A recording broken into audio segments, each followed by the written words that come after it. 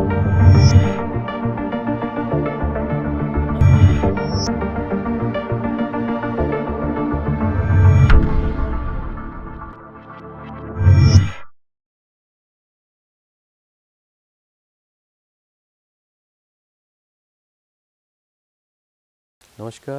मैं doctor Krishnakant Tripathi, assistant professor faculty of education, Jamshedpur women's college Jamshedpur.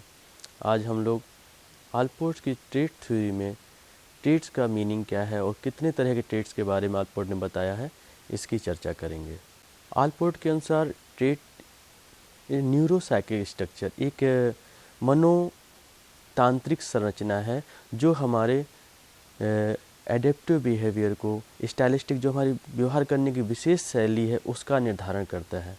Cattle ने भी ट्रेड में कहा ये एक व्यक्तित्व की इकाई है। It's a unit of personality which है प्रिडिक्टिव वैल्यू, जो एक भविष्यवाणी करने की क्षमता का गुण रखता है। शील गुण एक ऐसा है जिसके जानने के बाद हम किसी व्यक्ति का व्यवहार कैसा होगा, वो किसी एक विशिष्ट परिस्थिति में कैसा व्यवहार कर सकता है, इसकी भविष्यवाणी कर सकते हैं। और ट्रेट कंसिस्टेंट होती हैं, इसमें एक संगतता का गुण होता है।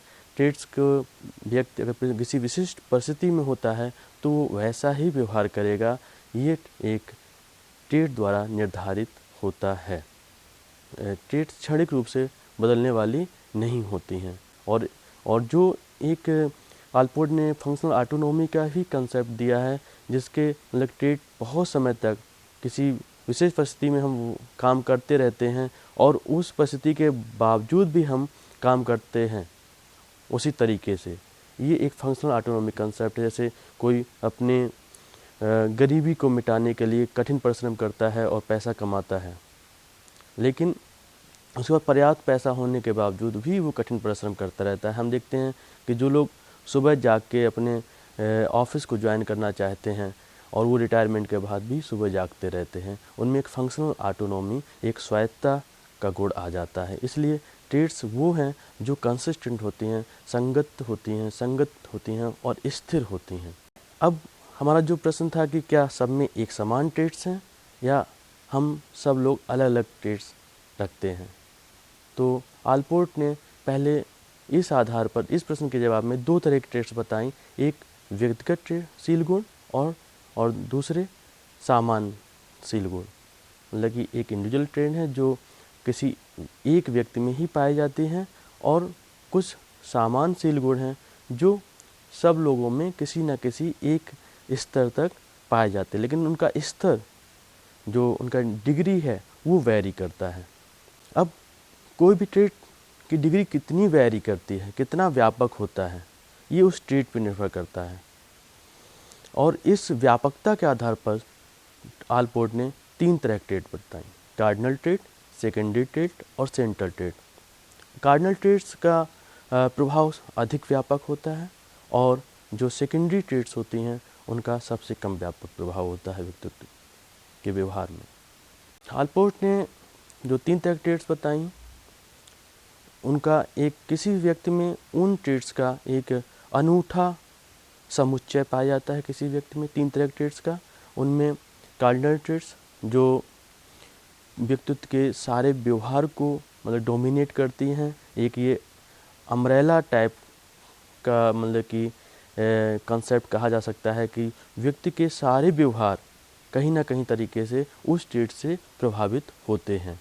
दूसरी ट्रेड है सेंट्रल ट्रेड्स, वो कुछ ऐसे गुण हैं, ऐसे व्यवहार हैं जिसके आधार पर व्यक्ति के मतलब कि व्यक्तित्व के बारे में हम उसे पहचान सकते हैं और कह सकते हैं कि व्यक्ति विशेष प्रकार का एक व्यक्ति है।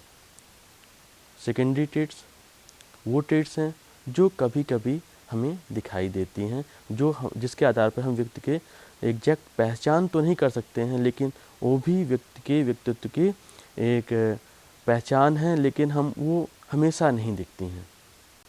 Central traits are major characteristic of an individual. Allport के अनुसार सेंट्रल ट्रेड्स व्यक्ति में 5 से 10 पाई जाती हैं और इन ट्रेड्स के आधार पर व्यक्ति के व्यक्तित्व का निर्धारण किया जा सकता है। और इनका प्रभाव ऐसा व्यापक होता है, ये व्यक्ति के अधिकतर व्यवहारों का नियंत्रण और असर या डालती हैं, नियंत्रण करती हैं और अधिकतर व्यवहार के कारण होती हैं।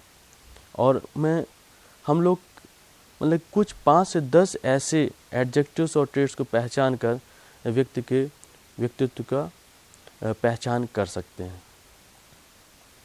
कार्डिनल ट्रेट्स एक ये ऐसी ट्रेट्स हैं जो किसी व्यक्ति में, सभी व्यक्ति में पाई भी नहीं जाती हैं आल्पोर्ट के अनुसार, और अगर पाई जाती हैं तो 1 या 2 की मात्रा में ही पाई जाती हैं। और इनका व्यवहार, इनका जो असर है वो अत्यधिक व्यापक होता है। व्यक्ति के सारे व्यवहारों पर इन ट्रेट्स का असर देखा जा सकता है।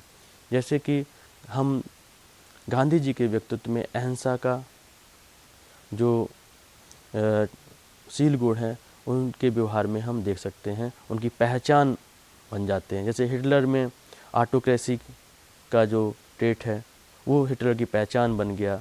मदर टेरेसा में विनम्रता का गुण है, वो उनकी पहचान बन गया। तो कार्डिनल ट्रेट्स जिसमें होती हैं वो उनकी पहचान बन जाती हैं, उनके सारे व्यवहारों पे उनका असर होता है। और जो तीसरे तरीके के आल्पोर्ट ने जो ट्रेट बताई वो सेकेंडरी ट्रेट्स हैं और जिनका व्यवहार पे सबसे कम असर होता है और जो हमें कहीं कहीं पर दिखते हैं। उदाहरण के रूप में अगर कोई व्यक्ति किसी विशेष प्रकार की आइसक्रीम पसंद करता है और कोई व्यक्ति विशेष प्रकार की हेयर स्टाइल रखना चाहता है तो वो तो पहचान तो है उसकी, लेकिन इतना उसका कंट्रोल व्यवहार पे या नियंत्रण नहीं होता है जितना कि सेंट्रल ट्रेट्स का होता है और कार्डिनल ट्रेट्स का होता है।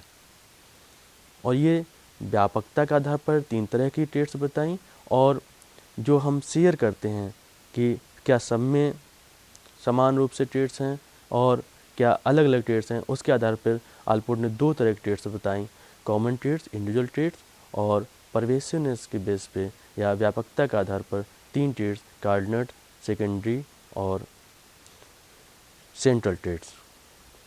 Thank you.